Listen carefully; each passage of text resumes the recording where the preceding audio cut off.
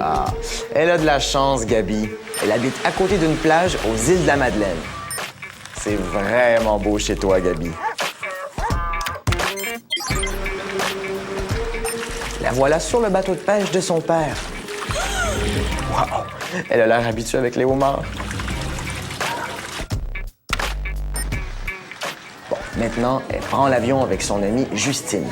Gabi pense qu'elle va juste faire une petite visite chez son oncle. Mais en réalité, Gabi, tu vas faire une grosse visite dans notre machine à voyager dans le temps. C'est parti! Ho, ho, la tête. Ho, ho, ho, tu vas retrouver ta famille, tes racines, ton pays. Ouais. Ho, ho, ho, ho, ho, ho, la tête. Voyage, partage, visage, retrouver ta famille, tes racines, ton pays. Ouais.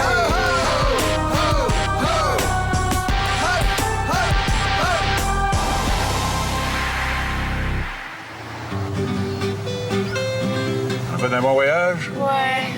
Combien de temps que ça prend déjà, les îles de Madeleine à Montréal, l'avion? Environ 4 heures. Ouais, à peu près. Hein? Ouais. Mais vos valises, je les ai trouvées pas mal petites. Il n'y a sûrement pas de homard pour mon oncle là-dedans. Il y a trop de vêtements, pas assez de place. Il y a trop de vêtements. Ouais. C'est pas gentil, ça. Vous auriez pu au moins m'apporter un homard en pluche, quelque chose. C'est votre valise? Non. Ben, pas à moi. Qu'est-ce qu'on va faire? Ben, on pourrait peut-être la rentrer puis l'ouvrir pour voir ce qu'il y a dedans. Ben ouais, c'est peut-être du homard. Wow. C'est bien cool. Et non, c'est pas du homard, c'est juste moi. Allô? Allô? C'est bien toi, Gabi, hein? Oui? Et ton amie Justine? Oui? Gabi, acceptes-tu le défi de découvrir l'identité d'un de tes ancêtres? OK, ouais. Et toi, Justine, veux-tu l'aider? Ben, c'est sûr. Bon, apportez cette valise partout avec vous. Elle contient des indices qui vont vous aider dans votre quête. Regarde, ça doit être là, ça s'ouvre. Regarde, il y a une règle, mais à quoi ça sert, ça? Je sais pas. Regarde un livre. Il y a rien dedans. C'est bien bizarre. Regarde. La portée est vide. Oh, regarde, c'est la statue de la liberté. La tour Eiffel. Insérez les bâtons de mémoire dans leur fente. Gabi, tu pourras demander de l'aide une seule fois à chacun de ces experts. Mira Falardeau, historienne. Yvon Dupuis, ex-politicien. Et Mathieu Goyer, cinéaste. Pour commencer ta quête, trouve dans cette pièce quelque chose que ton ancêtre a fait de ses deux mains. Et voici un indice. Il n'y a pas que le rubis qui soit précieux. Ben, un rubis, c'est une pierre rouge, hein? Ouais. Attends. Il y a une sculpture, là. Ça pourrait être dans le chien, peut-être, qu'il y a du rouge. On dirait pas, non? Regarde, on dirait qu'elle a quelque chose sur le doigt. Oh oui, peut-être. Oui. Ça pourrait être ça. Oui. Ben, on a trouvé la toile là-bas. Elle a une bague rouge. C'est ça. Cette toile aussi est précieuse parce que ton ancêtre était un très bon artiste. Et maintenant, allez donc en rencontrer un. Dominique Desbiens. Qu'est-ce que ça te fait de savoir que ton ancêtre, c'est un artiste? Ça m'étonne pas, vu le talent immense que j'ai. Ouais, t'as plutôt du talent pour te vanter, je... L'as-tu trouvé belle, la toile qu'on a vue? Oh oui, elle était vraiment réaliste, hein, puis on aurait dit qu'elle pouvait bouger. Mais en quelle année tu penses qu'elle a été faite? Ben, d'après moi, c'était en 1900 quelque chose. Moi, je dirais plus 1800. 1900, je te dis. Moi, je te dis 1800, en tout cas.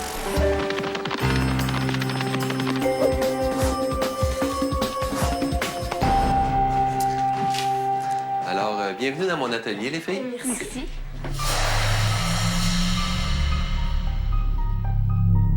Ils sont donc bien belles, les toiles. Ouais, elles sont vraiment super belles, mais regarde le portrait, là.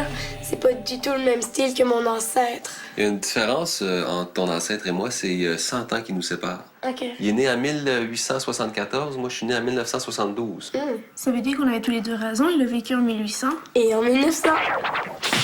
Et on a un point commun, lui et moi, c'est que j'aime beaucoup peindre ce qui m'entoure et les gens que je connais. Ça veut dire que tu le connais, lui?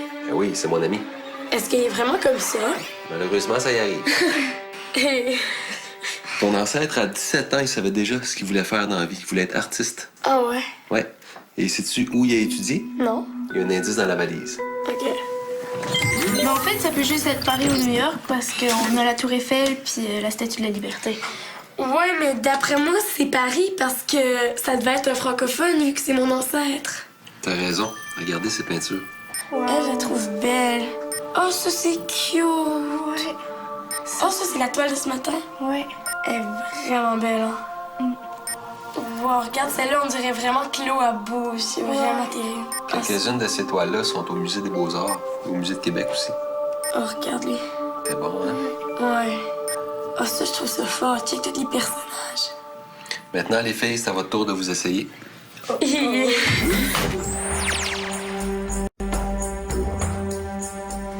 je vous suggère de peindre ce qui vient du cœur. Les endroits que vous aimez, avec les couleurs que vous aimez. C'est pour ça que je fais une scène des îles. C'est vraiment un beau paysage. Ben moi, quand je suis arrivée à Montréal, ben j'ai vu un arbre avec un banc en dessous. J'ai trouvé ça super beau, fait que j'ai décidé de faire ça.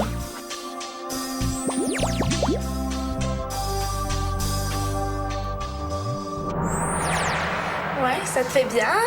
Merci, mais c'est quoi le rapport avec mon ancêtre? Le rapport? Ton ancêtre, comme moi, était pas capable de faire que de la peinture. Il faisait de la bande dessinée aussi. Oh. Ce que tu portes, ça représente le casque d'un des personnages qui est dans mon album de bande dessinée et qui le fait voyager dans le temps. Ah, c'est bien cool. Il faudrait que ça marche pour vrai. Devinez maintenant ce que vous allez faire? De la bande dessinée. Un jour, Eldom était en bateau. Une grosse vague apparut et le voilier coula.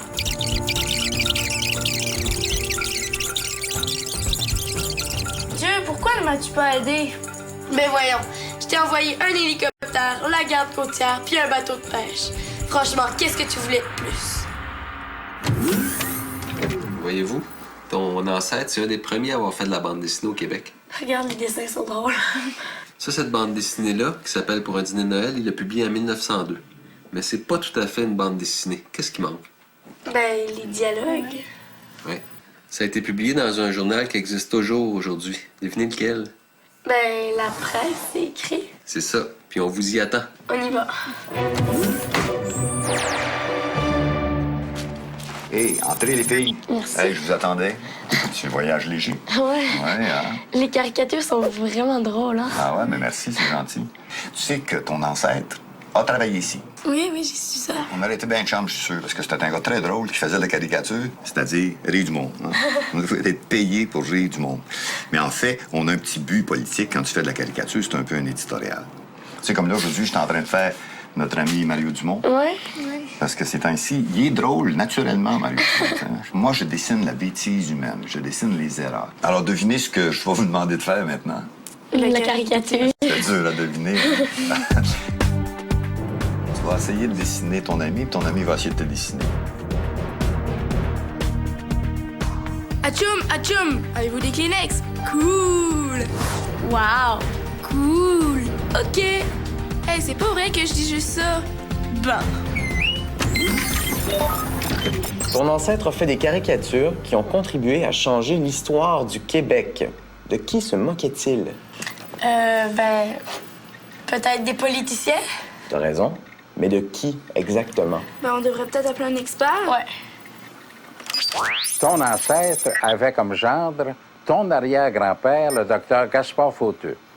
Et en 1936, le docteur Gaspard Fauteux se présentait au provincial contre nul autre que le maire de Montréal, Camillien Hood. Ton ancêtre avait fondé un journal qui s'appelait Le Taureau, dans lequel il faisait des caricatures. Et dans ces caricatures-là, il a attaqué le maire de Montréal et ce n'était pas pour l'aider. On pourrait dire qu'une des causes de la défaite du maire Hood au maire de Gaspard Fauteux, ça a été les caricatures de ton ancêtre. Ah, il était pas vraiment gentil, hein? Si tu veux avoir plus d'informations, par exemple, sur la façon dont vivait ton ancêtre à cette époque-là, c'était pas bien payant de faire des caricatures. Et celui qui pourrait t'en compter bien long, c'est Michel Rabagliati.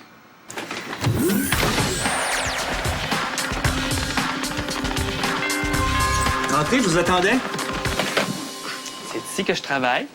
Oh, c'est toi qui fais ces dessins-là? Oui. J'ai fait des boîtes de céréales, toutes sortes de projets qu'on trouve sur les tablettes, des projets commerciaux. Comme ça, ici, le doctorat, un jeu de table.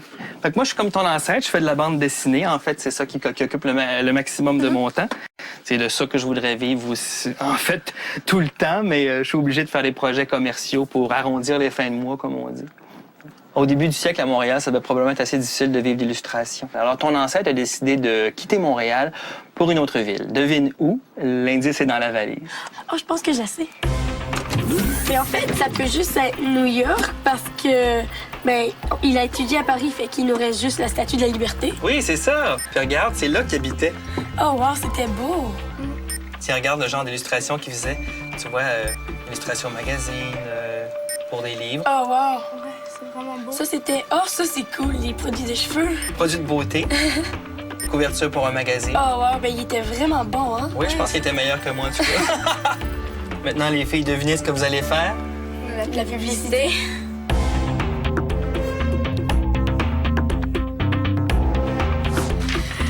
Moi, mon invention, c'est les Super Onion Barnacles pour pas pleurer quand on coupe les oignons. Moi, mon annonce, c'est pour le Platisa. C'est un shampoing qui rend les cheveux plats. Ah, la valise! Mais ton ancêtre ne s'arrête pas là. Quel est son prochain médium?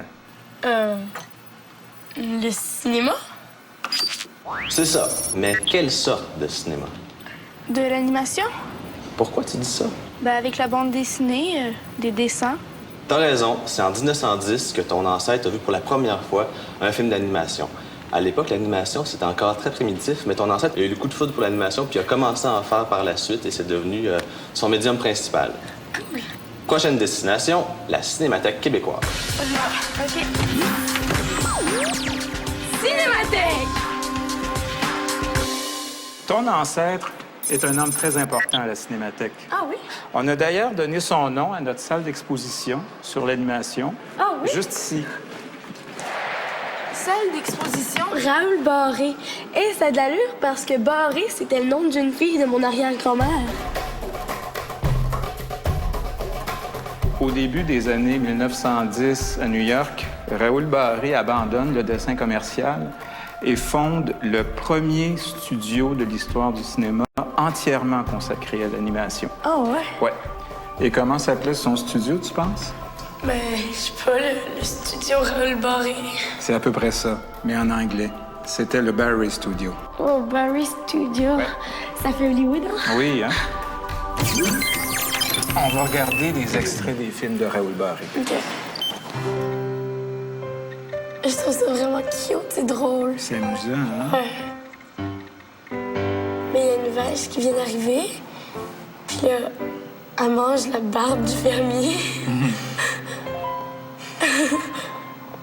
Oh, puis la barbe pousse.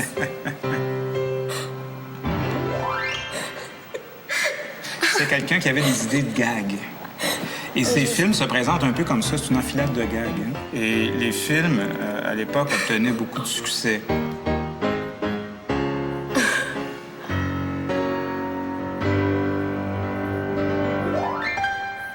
Check, c'est cute.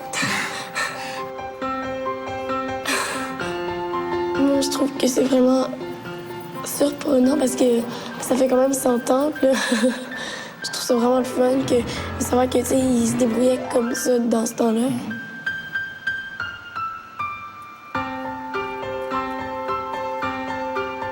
Même maintenant, quand on regarde des séries à la télévision comme South Park ou Les Simpsons, ces séries-là sont les descendants des films que pouvait faire Raoul Barré à l'époque.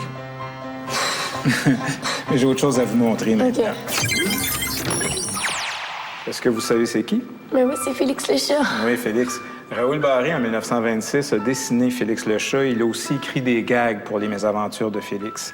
Mais Barré a aussi animé une célèbre série dans les années 1910 qui s'appelait Mott and Jeff. Et Mott and Jeff étaient des personnages de bande dessinée qui étaient déjà très célèbres à l'époque. Et les cartoons de Mott and Jeff avaient beaucoup de succès. C'est comme Shrek maintenant. OK. Est-ce que vous connaissez le principe de l'animation? C'est comme ça, c'est plein de petites images avec une légère différence entre chaque. Puis quand tu les fais défiler une en arrière de l'autre, ça fait comme si ça bougeait. C'est ça. Et vous savez ce qu'on va faire maintenant? L'animation? Oui. Vous avez tout ce qu'il faut dans la valise. Ça doit être le petit livre. Ben ouais, regarde.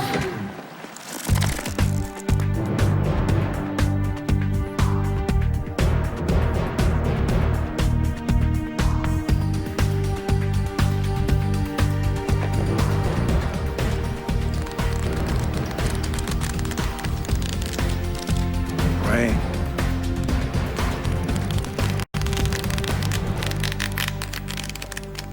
Mais ça saute un peu, puis c'est vraiment difficile de faire toujours le petit dessin à la même place. Ton ancêtre a réglé le problème. Ah ouais? Prochaine destination, ONF. Office national du film. Ben, merci.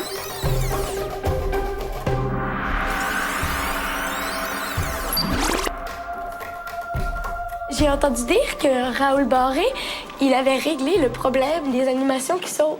Oui, d'ailleurs, son invention, je l'utilise tous les jours. Et tous les animateurs du monde entier l'utilisent tous les jours. Puis je crois que tu l'as porté dans ta valise. Ah ouais?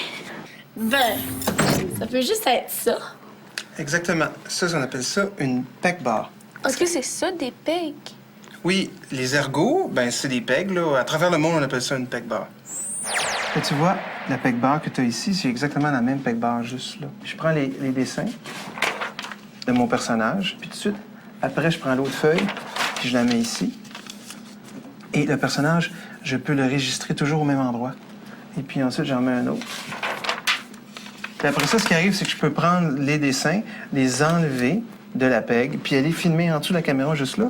Et ce qui arrive, c'est qu'il y a une autre peg bar en dessous, fait que les dessins vont toujours être au même endroit. C'est pas mal simple, mais il fallait y penser. Je suis pas sûr que j'y aurais pensé, moi. Un autre truc tout simple que Raoul a inventé, c'est que quand on faisait un personnage puis on voulait faire bouger sa bouche, il fallait redessiner tous les personnages. C'était beaucoup de travail. Mais lui, ce qu'il faisait, c'est qu'il faisait le personnage pas de bouche, fait qu'il dessinait le personnage une seule fois. Puis là, il découpait une petite fenêtre, on appelle ça le slash system. Puis dans la petite fenêtre, ben, il dessinait toutes les bouches. Fait que ça va beaucoup plus vite. Mais c'est Raoul qui a encore inventé ce système tout simple. Ben oui, c'est vraiment simple. Mais il fallait y penser aussi.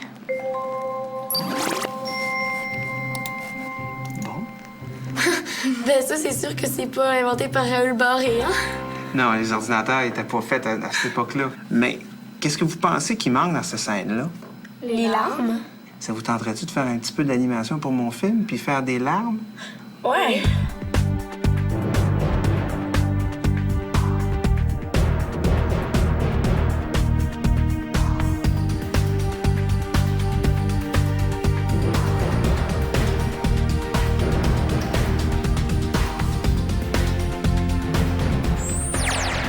Fait que là, les filles, je suis en train de transférer les dessins que vous avez faits dans l'ordinateur, qu'on puisse voir les larmes que vous avez dessinées, qu'on les voit tomber par terre sur le sol. On va faire pleurer le bonhomme. Eh bien voilà, les filles, pour la postérité, vos larmes vont rester dans le film pour toujours. Dans 1 an, quand le film va être fini, ça va être vos larmes qui vont être dans le film. Oh mon Dieu, j'en pleure tellement c'est beau. Raoul Barré serait sûrement fier de nous. Ouais. La valise! Prochaine question, les filles. À quel grand du dessin animé peut-on comparer Raoul Barré? Je sais pas. C'est Walt Disney. Walt Disney? Oui, mais si on savait la vraie vérité que je vais vous révéler, le vrai père du dessin animé, c'est Raoul Barré. Wow. Tout ce qui était à la mode, c'est le studio Barré qui les animait. Vous allez dire, mon Dieu, il a dû devenir riche puis célèbre. Ben non, c'est ça le problème. Parce que Barré, il y a quelque chose que Disney avait puis qu'il n'y avait pas, c'est le sens des affaires. Il n'a jamais breveté ses inventions et puis il n'a jamais fait un sou avec ses dessins animés. Puis à un moment donné, ça a été bien triste pour lui parce que là, il a vu que vraiment, il s'était fait voler beaucoup d'argent puis beaucoup d'idées. Ça fait qu'il a arrêté tout simplement. Et puis, il est parti faire de la peinture. Quelques années plus tard, il est revenu à Montréal et il a ouvert une école coopérative d'animation. Et en 2007, il y a des très grands studios d'animation à Montréal, dont un que je vous invite à rencontrer. Go!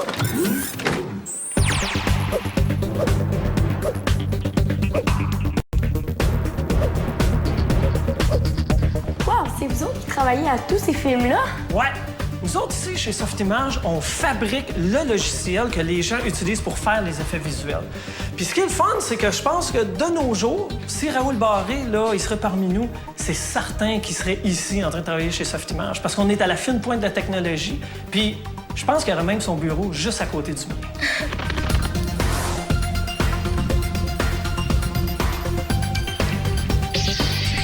Hey! Attention!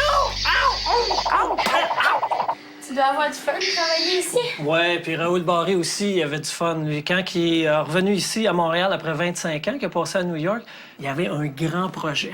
Puis le projet, c'était de faire un film d'animation qui allait explorer l'intérieur du corps humain. Puis le personnage principal, il s'appelait Microbus Ier. Oh, il est bien cute.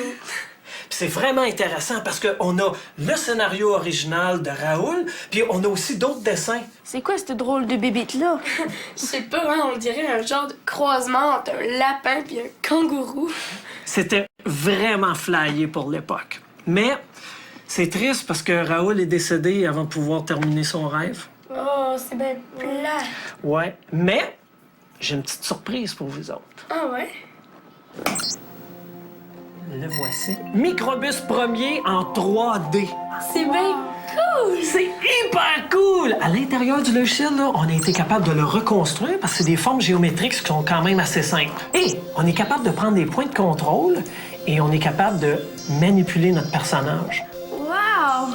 Ce qu'on peut faire aussi, c'est qu'on peut utiliser de l'animation qui est déjà pré-enregistrée. Okay. Alors, c'est de l'animation qui vient d'un être humain qui a été capturé. On l'applique sur le squelette de notre personnage et après ça, on le voit bouger. Oh, il a de l'air tout triste. Regardez bien ça. Vous allez voir comment c'est simple. T'amènes le curseur, puis tu vas juste aller cliquer sur la petite boîte jaune qui est juste là. Comme ça, puis tu fais juste bouger le bras. Oh, ça marche! Alors! Ouh, il vole! C'est vraiment comme une marionnette, hein? Ouais. Oui! Oh, il s'en vient, il s'en vient, il s'en vient! Wow! Je suis sûre que Raoul serait super fier de voir Microbus comme ça en 3D. Oh. La valise! À l'époque de ton ancêtre, le cinéma était muet. Alors que faisait-on lors des projections? Oh oui, il jouait du piano pour accompagner les films. C'est ça. Alors, ton dernier défi est d'accompagner au piano un dessin animé de ton ancêtre. Tu dois jouer la musique de la partition qui se trouve dans la valise. Il n'y a rien sur la partition? Ben, alors, fais comme ton ancêtre. Utilise ton imagination. Allez, il y a ta famille qui t'attend. Bonne chance. Merci. Bonjour.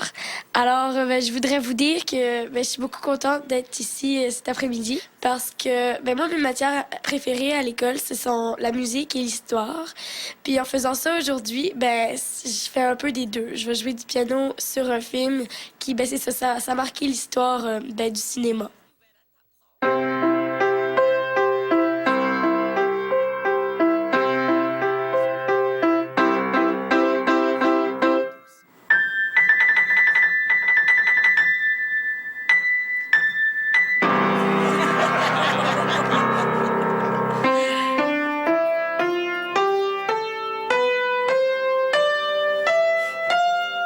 Aussi, je suis très contente parce que ça fait comme si je faisais quelque chose avec mon ancêtre.